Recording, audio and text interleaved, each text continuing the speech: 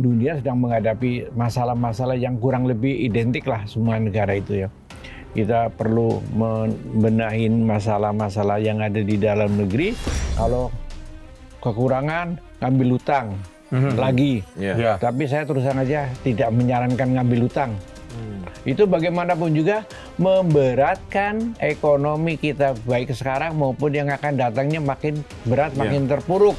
Jadi kalau cadangan dolar kita besar, cadangan dolarnya di luar negeri, di tangan orang-orang tertentu itu, sampai dia jadi kaya raya yang nggak ketulungan, rakyat jadi miskinnya luar biasa, daya belinya turun, mereka kaya raya, kan nggak boleh gitu ya, tidak adil.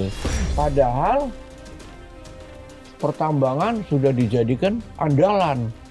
Luar biasa besarnya tambang itu.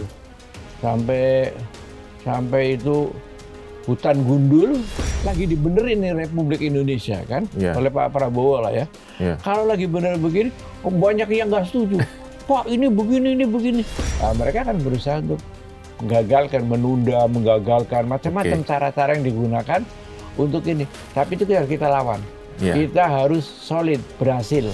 Kalau pengelolaan utang pemerintah saat ini, kalau menurut Bapak masih sesuai, masih on the track, masih sesuai koridornya? Harus dikurangin.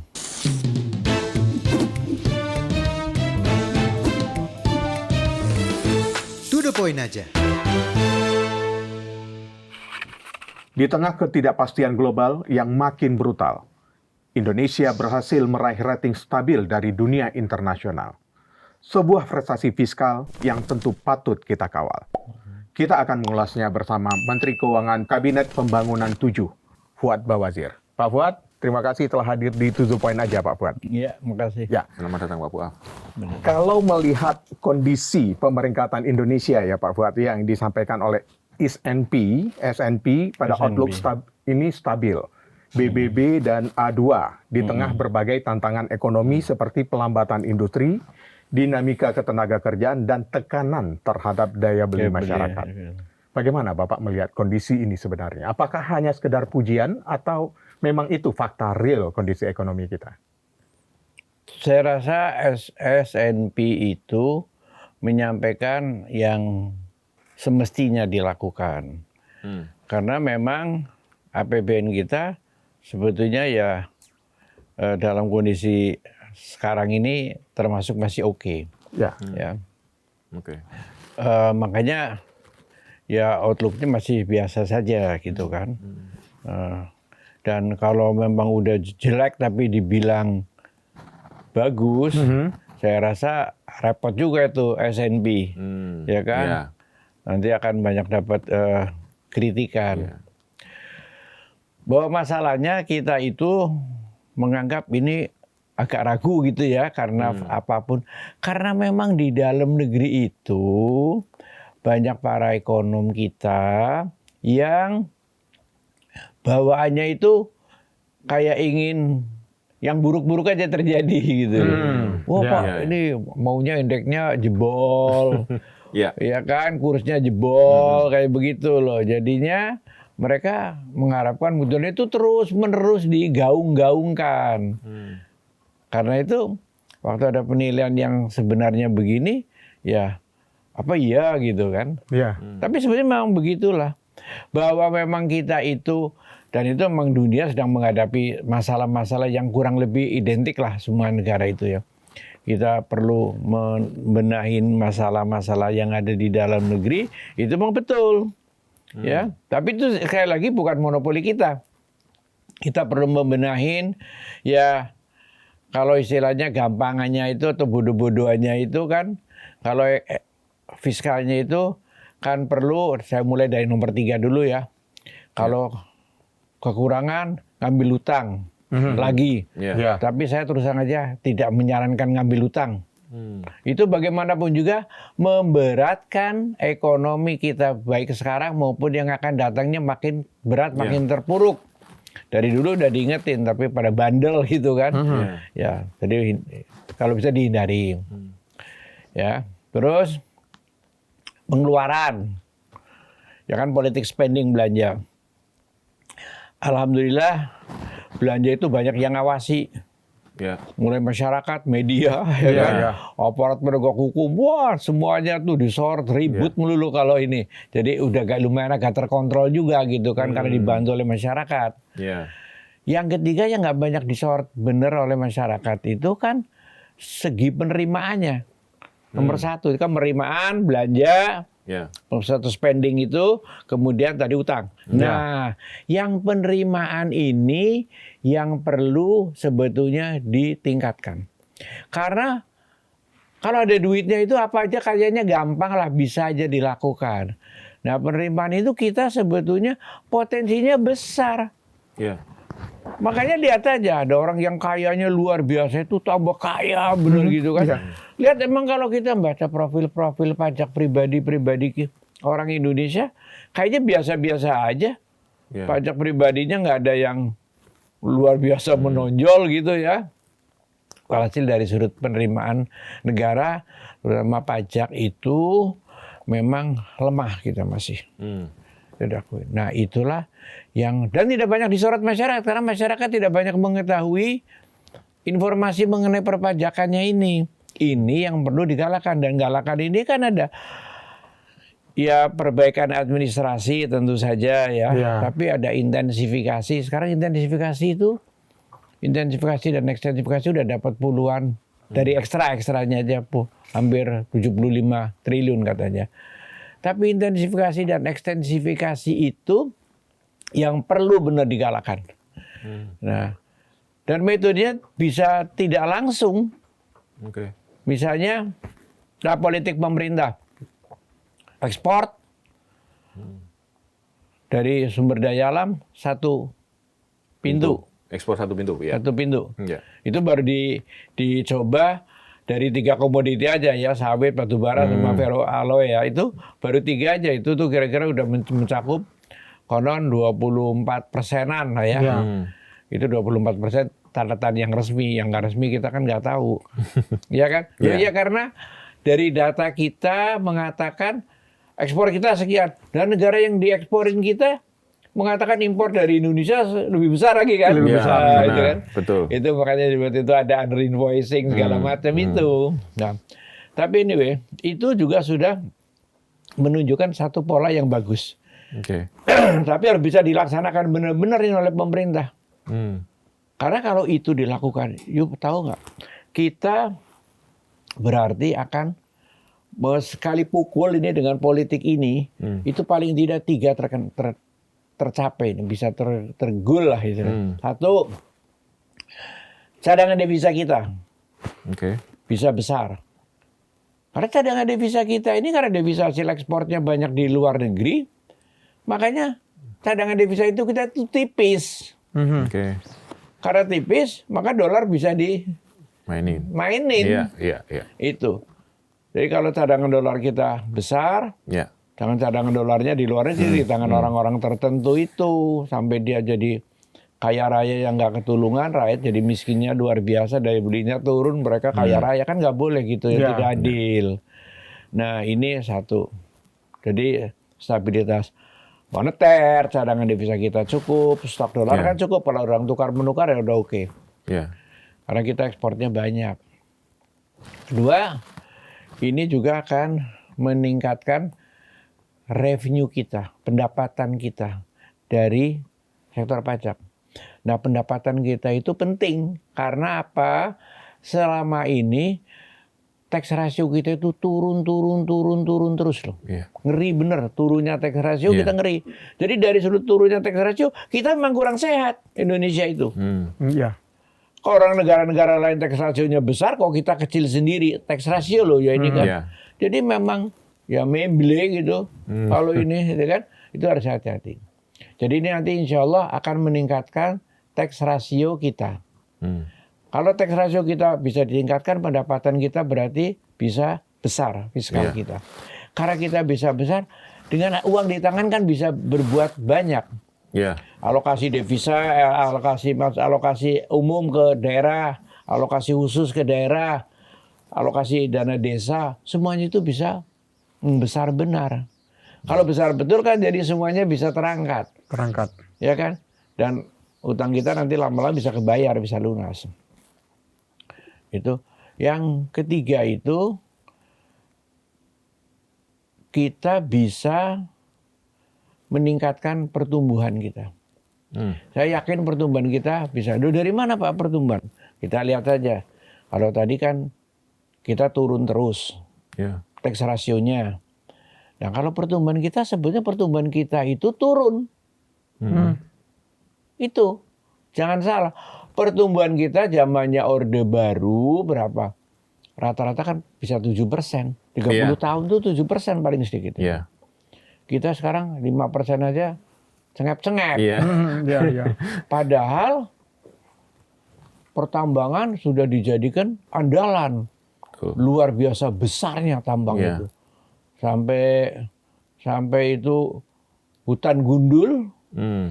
Ya kan? Wah luar biasa tuh tambang kita. Tapi kok pertumbuhannya nggak ada. Kemana itu hasilnya? Jadi kan tidak dinikmati oleh rakyat. Itu sebabnya kita merasa tertekan benar oleh pertumbuhannya, tertekan.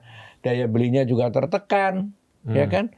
Banyak itu yang tertekan karena tidak dinikmati ini oleh rakyat. Jadi kita dapatkan 3 itu dari politik satu pintu ekspor itu. Nah ini kan sesuatu yang betul. Lagi dibenerin nih Republik Indonesia kan oleh Pak Prabowo lah ya. Kalau lagi bener begini, banyak yang nggak setuju. Pak ini begini, ini begini.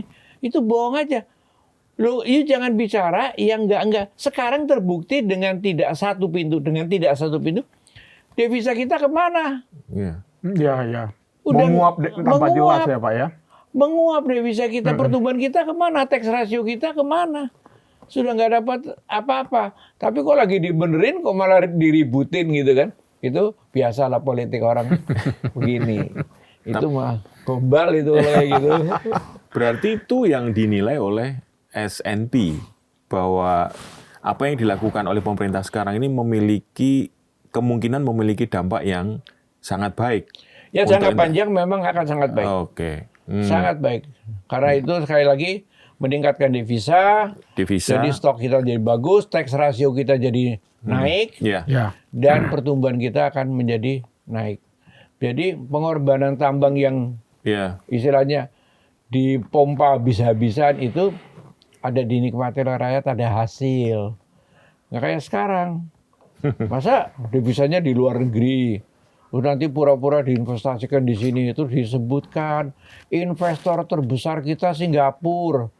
Masa Singapura negeri sekecil gitu jadi investor terbesar Indonesia, ya ndak logis lah. Itu karena apa? Ya karena duitnya orang-orang kita ditaruh lagi di sini gitu, diputer-puter aja itu kan nggak boleh. Harusnya yang fair lah gitu. Tapi biasanya kan kalau ada perubahan seperti ini kan ada pihak-pihak yang tidak nyaman. Yang selama ini dengan sistem yang lama akan lebih nyaman dengan cara-cara disimpan di luar gitu. Nah, ini kan biasanya menimbulkan gejolak, Pak Fuad. Iya, betul. Menimbulkan gejolak. Oke. Karena pada awal-awalnya ini akan menimbulkan gejolak dan bisa serius. Bisa dolar akan dihajar pertamanya itu, ya kan? Rupiah makanya yang dihajar oleh dolar gitu ya. Dimainkan itu. Dan pada awal-awalnya memang akan menyebabkan kegoncangan-kegoncangan. Karena orang-orang yang di zona nyaman ini akan berontak. Ya kan? Saya percaya itu orang-orang yang istilahnya di sekitar presiden juga bermain pada ketakutan juga kan ini. Tapi kan presiden Javon, ya siapa setuju kan begitu. Gitu. Tapi kan di belakangnya kan kita tahu sendiri lah, Yo juga mungkin sudah tahu siapa-siapa yang pada kurang srek dengan ini kan. Mereka akan berusaha untuk menggagalkan, menunda, menggagalkan, macam-macam cara-cara yang digunakan untuk ini. Tapi itu harus kita lawan. Kita harus solid, berhasil. Kalau ini udah goal, kesananya goal. Nah buktinya apa? Ini negara kayak Saudi Arabia gimana? Ekspornya cuma Aramco itu minyak. Betul. Stabil. Dolarnya dengan kursi terhadap rial nggak pernah digoyang orang. Nggak usah jauh-jauh. Ya negara kecil juga boleh tuh. Brunei stabil. Atau Qatar dari gas saja stabil.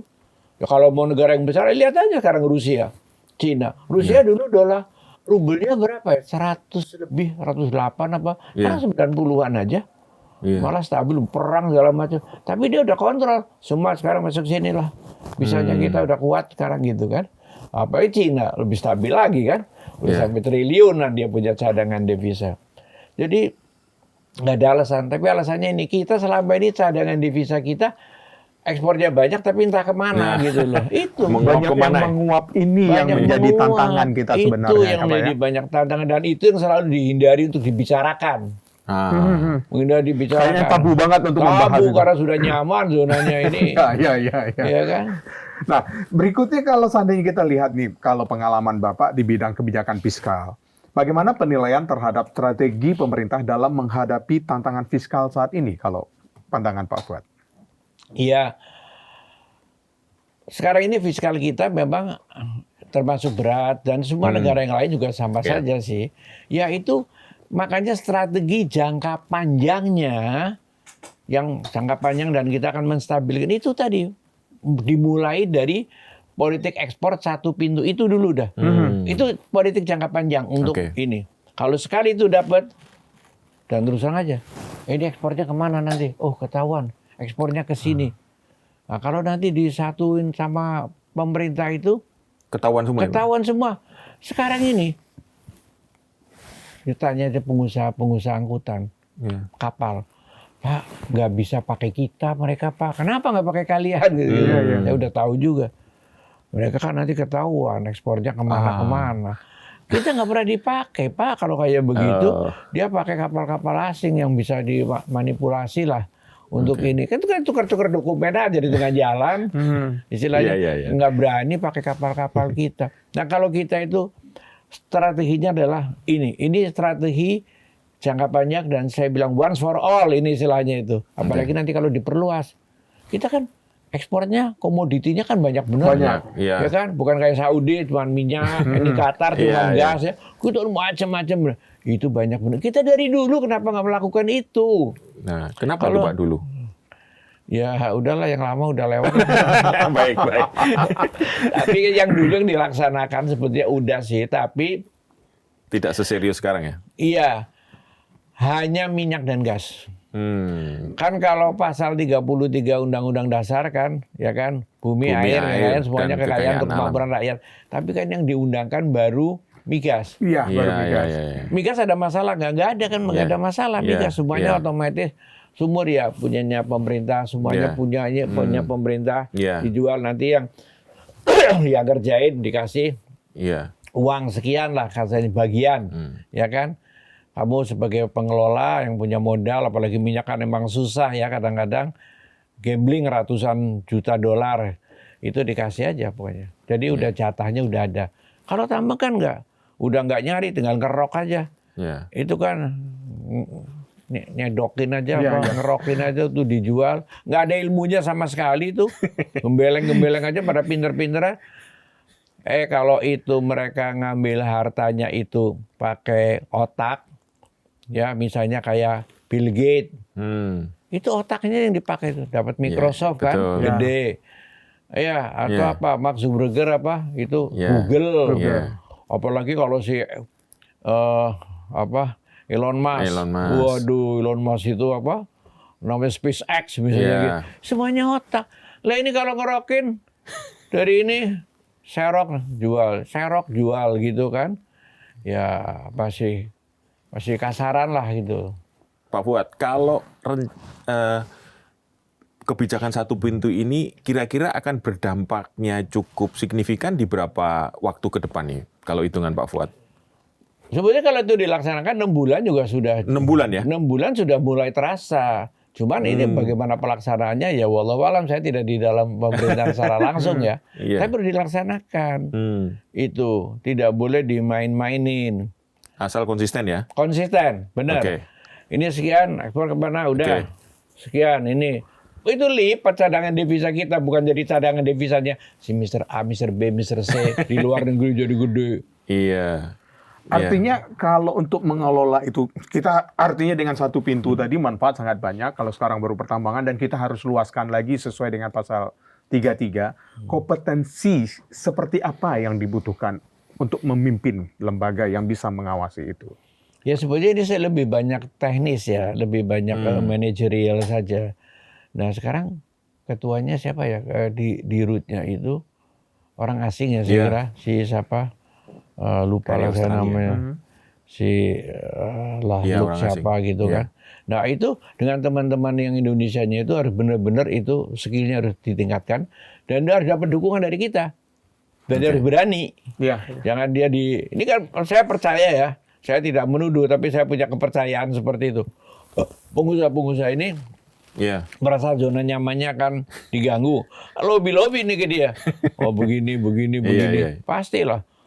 Nah, itu jangan sampai dia tergoda seperti itu. Kalau nanti misalnya 6 bulan ke depan berjalan dengan baik sesuai rencana, kira-kira rupiah pada posisi berapa Pak terhadap dolar Pak? Kalau saya tidak tahu persis ya, tapi katanya ini masih nganggap apa yang terjadi. Sebetulnya itu 15-16 ribu itu kan sudah sesuatu yang bagus. Ini sekarang ini kan rupiah itu kan undervalued lah. Benar. Nah kalau sudah undervalued begitu kan berarti ini lebih banyak faktor psikologis sampai 18.000 per dolar gitu kan. Itu kan kasihan rupiah ditekan begitu. Emang sebetulnya dalam ekonomi itu ya permainannya itu ya kalau lagi tinggi begini sih eksportir untung. Ya. Sebetulnya ini ada untungnya juga biar bagi pemerintah. Di satu pihak utang pemerintah yang dalam dolar naik. Tapi ekspor pemerintah juga rupiahnya naik kan gitu. Betul. Ekonomi ini kan begitulah. Kalau pengelolaan utang pemerintah saat ini kalau menurut Bapak masih sesuai, masih on the track, masih sesuai koridornya? Harus dikurangin. Harus dikurangin. Saya yakin itu dikurangin. Dan ini utang ini sebetulnya saya sebagai mantan pejabat di pemerintah dan senior-senior saya juga. Baik yang senior sekali yang sudah almarhum kayak Pak Ali Wardana, ya, Pak Radius, Pak Sumarlin, Pak Mar, ini udah meninggal semuanya. Orang-orang yang saya sebutkan itu kan mantan-mantan Menteri Keuangan itu. Itu sebetulnya terus terang aja tidak serk dengan utang-utang yang SBN ini, surat berharga negara itu, termasuk sukuk di dalamnya segala itu ya, itu kan sudah mencapai berapa sekarang 9.000 triliun, itu nggak ada yang setuju itu sebetulnya. Nah termasuk saya juga tidak setuju, ya karena itu dari zamannya Pak Harto, itu kan yang ada dulu zamannya Pak Harto ada pinjaman luar negeri. Ya jumlah IGGI, dulu CGI. Ya jumlahnya dulu ratusan triliun, sekarang udah 1.000 triliun, katakanlah paling kan 1.000 triliun kan. Nah itu kan diterusin oleh Habibie juga tetap sama ngikuti politiknya Pak Harto. Kemudian dari Habibie ke Gus Dur juga tetap itu, Megawati juga tetap seperti itu, ya kan. Nah baru ketika Menteri Keuangannya Sri Mulyani, ya kan, ini mulai belajar pakai utang yang SBN. Dulu terus terang aja kita ingetin. Itu Bu Sri itu, Pak Ali jangan sampai utang-utang begitu. Karena ini para Indonesia ini punya potensi untuk para politisinya banyak ini tuh. Nanti kalau udah utang yang gampang begitu, nanti jadi terus naik itu utangnya gitu loh, nggak terkontrol gitu. Karena kenapa kita memperingatin Ibu Sri Mulyani, karena sudah banyak dari pemain-pemain di pasar uang itu, ya kalau saya sebutin namanya Goldman Sachs Goldman Sachs atau si Merrill Lynch segala macam itulah ya, Morgan Stanley apa semuanya itu kan udah banyak melobi kita. Indonesia kok masih perawan bener nih, nggak ada utang begini gitu kan.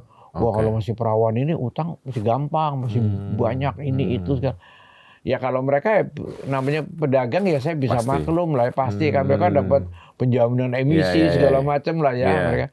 Kita bilang kita enggak. Jadi dari mulai Pak Ali apa semuanya bilang enggak semuanya. Kita bilang nggak usah lah ngambil utang seperti itu. Karena apa? Karena utang yang dari pinjaman luar negeri yang CGI itu ya, itu jelas mesti untuk pembangunan, mesti sebagai capital expenditure. Ya. Mesti pembangunan, karena rekening-rekening setiap pinjaman itu lu nomor sekian, lu World Bank nomor sekian, lu ADB Asian Development Bank nomor sekian, itu ada di bank masing-masing. Rekeningnya ada semua sendiri-sendiri. Jadi ini Pak, itu untuk proyek itu, ini untuk proyek ini proyek itu, gitu loh. Nggak bisa nyimpang. Dan itu jelas, rupiahnya harus sekian. Kan kalau ada utang luar negeri rupiahnya misalnya 10% kan ditaruh lah. Untuk matching fund gitu kan. Jadi jelas. Nah, ketika utangnya sudah mulai surat utang, yang macam-macam surat utang begitu, uangnya mana? Kan nggak tahu. Mana utangnya, saya pernah nanya gitu kan ke Menteri Keuangan kan. Ya sudah nyampur, nggak bisa diketahui lagi. Jadi dipakainya buat rutin, buat apa, buat gaji pun, buat tunjangan, buat THR, buat apa. Jadi udah nggak terkontrol, makanya tuh mendedel. Tapi masih aman, ya masih aman. Ini masih bisa buktinya mana, ya kan? Jadi Ibu Sri Mulyani yang memulai, tapi terus aja gagal mengakhiri karena naik terus, terus naik itu utangnya, nggak bisa dikendalikan, ya kan? Nah kalau sudah utang nggak bisa dikendalikan gimana? Sampai sekarang kan tidak bisa terkendali, makanya bilang stop aja lah. Kalau zamannya yang dulu Pak Harto dan beberapa presiden sesudahnya kan, ya sudahlah kita itu nerimo saja, tak maju saja kan gitu. Ya udah adanya sekian. Tapi ternyata pertumbuhannya bagus, pembangunannya bagus. Tapi kalau kita berburu uang begini, yang ada uangnya makin besar utangnya. Sekarang ruang fiskal kita makin sempit. Karena sebagian besar dipakai. Kalau ditanya, utangnya kok udah makin gila tuh, bagaimana? Wah masih aman, karena masih belum melebihi dari 60% PDB. Loh, utang itu saya bilang tidak dibayar pakai PDB. Utang itu kan duit, cash kontan, nggak dibayar pakai PDB. Emang ini pendapatan domestik bruto buat bayar utang kan nggak bisa. Itu nggak boleh. Utang itu dibayar dari kemampuan kita, Direktorat Jenderal Pajak, Bea Cukai dan sebagainya untuk menampung pendapatan negara. Nah, pendapatan negaranya kan masih sedikit, baru sekian persen. Terus naik terus sekarang udah berapa itu untuk totalnya udah 40% saya kira. Jadi ruangannya memang sempit tadi dibilang. Bagaimana kalau utang itu?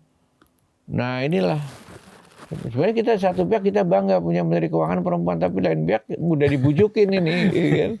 Mudah dibujuk, dirayu, akhirnya karena seperti itu nggak boleh itu harusnya. Kalau tax ratio tadi yang Pak Fuad sebutkan kan ada intensifikasi dan ekstensifikasi, karena terkait dengan ekspor satu pintu yang tadi kan, akan meningkatkan tax ratio gitu kan? Iya, akan meningkatkan tax ratio. Itu seberapa jauh Pak penjelasannya meningkatkannya itu? Peningkatan itu akan terjadi seperti apa Pak?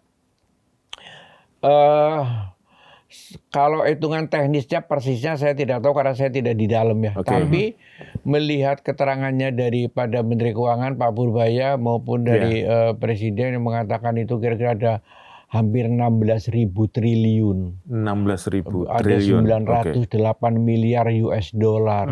Waktu itu bilang sekarang ya udah 16 ribuan triliun. 900 miliar dolar. Itu yang hilang begitu saja gitu loh. Ya kan? Dan itu kan ya menurut saya, makanya saya percaya bahwa uang kita sebetulnya, uang kita itu tadinya ya, di luar negeri, cadangan devisa kita yang di luar negeri itu udah banyak sekali karena ada uang-uang seperti ini. Itu yang diharapkan bisa dikumpulin, dikembalikan ke dalam negeri, mulai ditertibkan. Tapi kalau orang sudah biasa main pat gulipat, untuk kembalikan begini kan nggak gampang. Betul. Makanya harus digiring benar dengan kekuatan. Harus dengan kekuatan ya dengan Pak? Kekuatan. Kalau enggak, keseimbangan pembangunan kita dengan program-program pemerintahan, program prioritas pemerintah itu tidak akan berjalan dengan baik. Tidak akan berjalan dengan baik. Tidak akan berjalan dengan baik. Ini memang, ya kalau zamannya dulu Bung Karno atau Pak Harto itu kan masih tertib ya. Suruh diperbaikin dulu, makanya itu dulu baru minyak. Ini harusnya yang lain itu harus ditertibkan. Karena ini bahwa ya mereka yang para kaya-kaya dari kekayaan alam yang Sumber itu daya alam haknya, gitu. haknya rakyat, coba pakai otaknya, coba kayak Elon Musk atau apa gitu loh. Kan nggak juga. Pakai kalau itu sih kita juga bisa kalau cuma nyerokin begitu aja kan. Nah itulah yang kita mauin. Ya kalau mereka sekarang itu supaya tertib. Nah kalau tertib mereka sebetulnya nyaman. Oke. Kayak pengusaha minyak kan juga nyaman. Gue dapat minyak sekian, gue dipotong untuk saya sekian, lainnya haknya pemerintah. Nah kalau mereka mau begitu kan aman. Kalau enggak kan mereka merasa bisa serakah, makanya ada bilang serakah nomik gitu kan. Iya, betul. Mereka ambilin setara serakah, akibatnya apa? Ya hutan lindung dibabat, kayunya dibabat, tambangnya, ya kan. Ada puluhan juta hektar sawit yang diolah pokoknya tidak bayar pajak. Iya. Ya kan? Kan udah luar biasa loh. Akhirnya banjir. Waktu ada banjir, siapa yang tanggung jawab? Pemerintah juga. Mereka pada tiarap semuanya. Akhirnya pemerintah lah yang dikembalikan untuk menanggung resiko itu semua. Kan zolim itu terus terang aja. Tapi sebagai pebisnis kan yang mengejar untung, kalau untung lebih banyak, kenapa saya harus berbagi untung gitu Pak? Nah itu gimana tuh Pak? Itu karena mereka itu ngelanggar. Ekonomi kita itu sebetulnya dilihat dari pasal 33. Ekonomi kita itu maaf ya, itu inkonstitusional. Yang saat ini? Saat ini. Oke. Berat bener loh ekonomi konstitusional itu. Iya. Itu. Nah mereka daripada begitu, udahlah. Gue lebih bagus ekonomi konstitusional. Saya tidak dikejar-kejar sama rakyat. Udah dikembalikan hak rakyat. Makanya ada perhitungan dari KPK. Kalau hasil tambang itu benar dikasih ke rakyat, rakyat itu dapat 20 miliar. Berapa setahun apa sebulan waktu setahun saya kira ya. 20 juta rakyat dapat itu. Iya, sebulan itu. Sebulan itu ya. 20 juta. Nggak usah kerja kasarnya kan gitu. Iya. Ya bang bener aja karena itu bang. Percaya saya itu dari Tuhan begitu murah hatinya sama kita kan. Iya betul. Itu. Tapi mereka, sekarang kekayaan orang Indonesia sekian. Dan itu cepat mereka naiknya itu. Sementara rakyat bawah terus turun terus. Iya, betul. Suatu saat apa ya akan bisa terus-menerus begitu. Berontak nanti rakyat, hati-hati itu. Iya. Itu yang dikhawatirkan. Dikhawatirkan. Kalau kita bandingkan dengan periodenya Bapak pada tahun 98 yang lalu, kalau kita lihat ini seperti apa kondisi makroekonomi kita? Apakah lebih baik dari periode 98? Oh iya, ini sekarang sebetulnya sekarang ini kan memang beda situasinya ya. Kalau dulu itu kan problemnya sebetulnya pada swasta dulu. Dulu tidak pada pemerintah. 98 krismon itu disebabkan oleh swasta. Apa sebabnya oleh swasta? Swasta waktu itu terlalu banyak mengambil utang. Oh, utang swasta berarti utang swasta, bukan utang pemerintah. Bukan utang pemerintah. Pemerintah nggak ada utang-utang SBN, kalau belum ada. Utang swasta melalui perbankan nasional? Enggak, melalui itu sendiri tuh. Dijual, bikin promissory note misalnya dijualin. Nah, waktu itu utangnya tidak dicatat oleh pemerintah, tidak dicatat oleh Bank Indonesia. Tidak terkontrol, tahu-tahu meledak utangnya Indonesia ini pada nggak bisa bayar, akhirnya dijualin sampai dijual surat-surat utang Indonesia itu dari perusahaan-perusahaan ini swasta. Ada yang jual 20%, 15%, 10% gitu-gitu kan. Udah berat itu. Itu sebabnya. Udah gitu kredit yang mereka ambil kan, mereka bikin promissory note atau surat utang ya, mereka dapatkan dolar. Itu enggak sesuai karena apa? Mereka rata-rata ngambil dolar waktu itu. Utangnya dolar, exposure-nya itu dolar. Tapi padahal untuk proyeknya proyek yang menghasilkan nantinya rupiah. Kan nggak cocok. Nggak sebanding. Masa nanti proyeknya dapatnya rupiah, ini dolar. Udah nggak cocok. Terus pada ngambilin note jangka pendek. Nah orang-orang luar negeri seneng juga nih jangka pendek kan utangnya. Pikirnya begitu. Padahal proyeknya untuk jangka panjang, nggak cocok. Cocok lagi. Ya kan?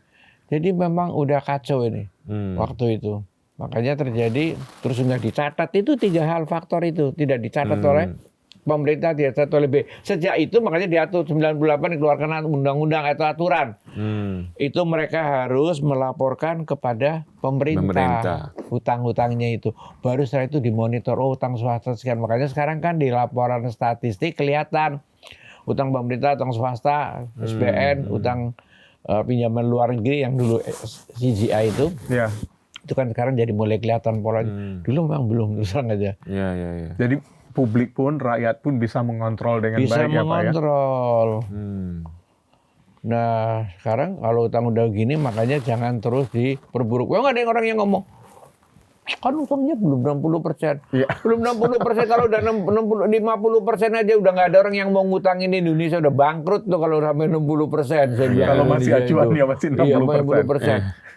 Itu acuan itu sebetulnya acuan dulu oleh OECD. Ya. OECD itu organisasinya itu lain waktu itu. Jadi masih bener, dan itu kan masih tinggi sekali. APBN mereka itu rata-rata bangsa 25 ke atas, 25% dari PDB mereka udah tinggi semuanya itu. Nah kita kan lain, kecil kan. Nah itu dijadikan contoh oleh kita. Makanya kalau kita bilang itu, wah kita belum 60%, itu udah 100%, 100% itu udah 100% itu 200% misalnya kan dari PDB utangnya. Dilihat kemampuannya membayar, kemampuan membayar itu dilihat dari pendapatan negara berapa.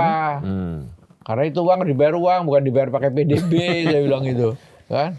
Wah, nanti pada sok pinter sih itu, bukan ekonom juga sok pinter gitu loh. Idealnya berarti 30%. Idealnya kalau di ini agak susah karena yang idealnya adalah diukur dari berapakah persentase pendapatan negara kita untuk membayar ini. Jadi bukan dari PDB ya? Bukan dari PDB. Jadi kemampuan pendapatan karena itu uang dibayar pakai uang juga. Pakai pendapatan PDB memang uang pemerintah kan bukan uang, masih kan hitungan ekonomi. Iya. Nah itu dibayar dari situ. Nah kita mau sisain berapa? Nah sekarang kalau udah bilangnya ngitungnya ini dari PDB, tapi kemampuan kita membayar ini terhadap utang menjadi makin sempit, sudah 40% setengah. Gimana kita mau bayar utangnya? Jangan utang kan tidak boleh. Kita kan tidak pernah gagal. Alhamdulillah sih tidak pernah gagal membayar utang. Tapi kan makin lama makin cengep-cengep itu kan. Iya. Kalau melihat situasi ekonomi global saat ini Pak Fuad, resiko eksternal apa yang harus kita waspadai supaya kemampuan bayar utang kita tetap stabil Pak? Ya tentunya pertama sih dari perdagangan dan neraca perdagangan kita. Neraca perdagangan kita itu kan sebetulnya surplus terus selama berapa puluh bulan itu ya. 71 bulan kalau nggak salah. Surplus terus gitu kan. Tiba-tiba kan mulai ada defisit sedikit 90 juta dolar atau apa. Itu jangan sampai itu. Karena zamannya Orde Baru itu juga zamannya neraca perdagangan selalu surplus, positif. Selalu positif ya? Positif, boleh dibilang positif terus neraca perdagangan. Sekarang neraca perdagangan yang positif sudah mulai negatif, itu juga harus diwaspadai. Karena berarti dolar yang kita peroleh habis dipakai untuk digunakan untuk impor. Nggak ada yang stok untuk bayar utang gitu. Neraca perdagangan kan begitu. Kalau neraca perdagangannya dulu surplusnya banyak, ini neraca perdagangan surplus kan bisa buat tutup utangnya. Itu salah satu indikasinya dari situ. Tapi dulu kan kita termasuk pengekspor minyak ya? Dulu kita pengekspor minyak. Betul. Sekarang kan impor. Dulu itu pada waktu tahun 98, ekspor kita itu hampir 1,6 juta barel per hari. Atau tepatnya di data yang terakhir itu 1.520.000 barel per hari. Sedangkan konsumsi kita baru sepertiganya. Jadi kita masih ekspor. Kita menjadi anggota OPEC. Karena gagal ekspor, profit minyak kelihatan gitu kan. Nah sekarang kebalik. Sekarang. Impor kita banyak karena apa? Produksi lifting minyak kita itu kan sekarang palingan banter juga 500-600 ribu barel. Iya. Per Nah, day. tapi konsumsinya Kebutuhan sudah 1.500. kita 1,5 juta. 1,5 juta barel. Makanya kita punya penggunaan devisa banyak. Oke. Nah, pemerintah pusing ini kalau ini devisanya kan makan uang luar biasa. Betul. Sekarang dipakai ada B50. Nah, itu untuk mengurangi itu. Mengurangi. Itu sudah mulai loh sekarang B50 katanya udah dipasarkan di pompa bensin, betul ya? Betul. Nah, itu sangat mengurangi pembelian minyak jadi menghemat devisa. cadangan devisa. Gitu. Nah, itu salah satu program untuk mengurangi penggunaan dolar. Ya. Kemudian juga pangan. Kita kalau sudah swasembada jadi tidak impor lagi pangan. Itu juga mengurangi. Karena yang paling besar itu impor pangan, energi. Itu besar. Makanya itu yang dijadikan 2 program prioritas. Dengan sumber daya alam Indonesia yang sangat banyak ini sebenarnya yang bisa kita lakukan. Kan hilirisasi juga sudah mulai dilakukan ya Pak ya. Tidak hanya ekspor mentah yang tadi tinggal keruk, terus langsung aja dijual, lempar gitu kata Pak Fuad. Nggak perlu mikir lah kalau itu. Ini kan harus dibentuk dengan program hilirisasi segala macam. Bagaimana kita bisa meningkatkan nilai-nilai ekspor sumber daya alam yang kita miliki saat ini Bapak? Ya itu dengan cara kita lebih banyak mengolah di dalam negeri. Kalau kita banyak mengolah di dalam negeri, maka kita tidak usah impor barang-barang jadi yang dari bahan bakunya dari kita juga. Kan zaman penjajahan Belanda, keruk dijual. Udah itu namanya penjajah kita. Tapi Republik Indonesia pun kan mengikuti pola yang sama. Dan rata-rata diekspor misalnya ke Eropa. Eropa selalu menjual produk-produk dari hasil bahan bakunya dari kita, bahan mentahnya dari kita dengan harga yang sangat mahal kepada Indonesia. Makanya ketika kita mulai menghentikan ekspor nikel, menghentikan sawit, mereka pengolahan dulu. Marah kan orang-orang, aku BTU sekali. Dong dari dulu begitu, mereka udah biasa kasarnya. Kamu tuh biasanya bodoh-bodoh amat jualin ke kita, kok sekarang jadi pinter gitu gimana gitu. Itu makanya kita sekarang mulai mengolah dalam negeri supaya itu ada peningkatan nilai tambahnya di kita, value added-nya ada sama kita. Seberapa besar diharapkan itu menjadi value added bagi kita, Pak? Saya tidak tahu satu persatu, tapi saya kasih tahu ya. Kalau kita ekspor, kita import itu ada yang sampai 10 kali lipat. Dengan barang yang bahu yang dari kita ekspor. Dari kita. 10 kali lipat. Waduh. Luar biasa itu. Kalah jauh ya. Kalah jauh. Makanya mereka Eropa jadi marah-marah sama kita. Kalau kita kan karena mereka yang terganggu sebenarnya finansialnya. Kita tidak akan terima sawit Indonesia. Ya enggak apa-apa, kita pakai buat campuran minyak jadi energi. Makanya sekarang udah sampai B50. Kan banyak itu yang kita pakai, nggak perlu juga nggak apa-apa, gue pakai sendiri. Malahan kita menghemat gitu loh. Dan kayaknya belum ada yang B50 di dunia selain di sini. Kita baru mulai.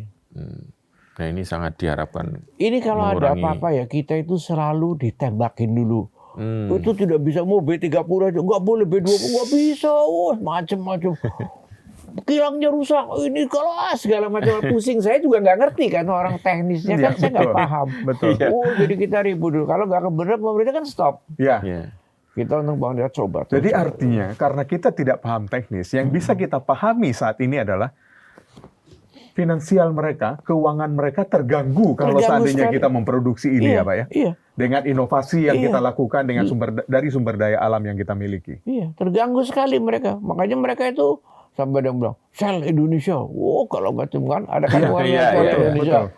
Sampai saya kesel dia bilang, itu Shell Singapura. Jatuh gitu kan. Sampai begitu. Karena mulainya dari Singapura gue dimuat kan di Straits Times, Shell Indonesia segala macam. Itu kan bentuk-bentuk teror, tanda petik itu teror itu semuanya gitu kan. Itulah yang akhirnya Presiden Prabowo selalu mengatakan negara-negara lain itu iri dengan Indonesia. Iri, betul iri. Jadi kemarin ada intensi khusus ya Perdana Menteri Singapura ke sini, terus dibisikin ketika mau pulang itu sama Pak Presiden. Iya, itulah. Karena Singapura sangat bergantung sama kita gitu Pak. Iya, bergantung sama kita. Terus kita tidak bergantung sama Singapura, Singapura bergantung sama kita. Iya, Jangan benar. salah itu. Iya. Tapi kan selama ini Dibalik-balik. dibolak-balik gitu kan. Karena Iya. apa? Pionnya di Indonesia juga banyak. Ah. Pionnya tuh banyak bener di Indonesia itu. Iya. Ya nggak tahu karena apa. Pak Fuad, Baik. kalau Bapak diminta memberikan satu rekomendasi kebijakan ekonomi yang paling prioritas saat ini untuk memperkuat ketahanan ekonomi Indonesia, apa saran yang akan Bapak berikan? Benar-benar melaksanakan apa yang sudah ditetapkan oleh pemerintah. Satu, energi diperkuat. Oke. Supaya benar-benar kita bisa mengecilkan import energi. Ya. Ya. Kedua, pangannya. Ya, dikurangin importnya. Sekarang kan kita sudah mulai swasembada beras. Betul. Ya, tapi sebetulnya masih banyak yang harus diswasembadain dalam hal pangan. Jangan lupa, bukan cuma Kedelai. beras saja masalah kita. Kedelai. Ya kan? Ya kedelai, kacang, Iya. ya kan? Jagung. Gandum segala macam itu kan Gandum. banyak importnya itu. Betul. Jutaan ton, hati-hati Iya. itu ya kan. Iya. Itu pangan masih banyak. Ruangan yang perbaikan. Jangan difokusin ke beras saja. Kalau beras sudah selesai ya itu ya kedelai, pangan, jagung, gandum dan sebagainya ya. Iya. Ketiganya mulai itu sumber energi. Itu supaya ditingkatkan benar-benar. Iya. Harus dibenahi supaya itu ya devisanya segala bisa terpenuhin kepada kita kembali devisa hasil ekspornya. Selama ini kan kalau devisa hasil ekspor selalu kalau di luar negeri terus, Ya. kalau mau ditanung kita macam-macam alasannya itu bohong aja gitu. Itu alasannya pinter aja mereka itu kan, bohong aja itu. Iya. Nah itu. Kalau itu dilaksanakan yang sudah ditetapkan aja, nggak usah terlalu banyak membuat hal-hal yang baru. Itu akan Indonesia cepat akan bangkit lagi. Dalam waktu 6 bulan ya Pak? Iya, maka akan. Kalau sudah terasa, nanti selanjutnya mulai akan terbuka itu pikirannya kita itu. Apa yang harus kita lakukan kemudian. Setahun segala macam. Sudah 1 tahun saya kira kita meningkat lagi, 2 tahun nanti meningkat lagi. Jadi pertumbuhan ekonomi 8% bukan hal yang mustahil? Bukan hal yang mustahil, asal itu dilaksanakan. Oke. Ya kan? Dan konsisten. Konsisten. Oke. Dan yang ketiga kalau boleh menambahkan lagi, Iya. Iya. penegakan hukum harus benar-benar dilaksanakan. Kalau ini Indonesia terus-menerus begini, kita boleh bilang, udahlah, dihukum kayak di Cina aja lah. Udah kalau susah-susah nih dihukum kayak Cina aja tuh. Iya. Rapi tuh. Iya. Dardor itu baru kapok nanti itu kan. Benar-benar harus itu akan keras sangat gitu ya. membantu. Oke. Sekian, makasih. Oke. Terima kasih. Terima Menarik kasih sekali. Pak Fuad telah Pak Fuad. memberikan pencerahannya di To The Point aja. Terima kasih, itu poin aja. Iya. Sobat Tindo, mengelola keuangan negara jelas sangat berat di tengah tekanan eksternal yang makin mengikat. Kita harus mendukung dan menjaga fiskal kita tetap sehat. Saya Ika Kesuma, Saya Pung Purwanto. sampai jumpa.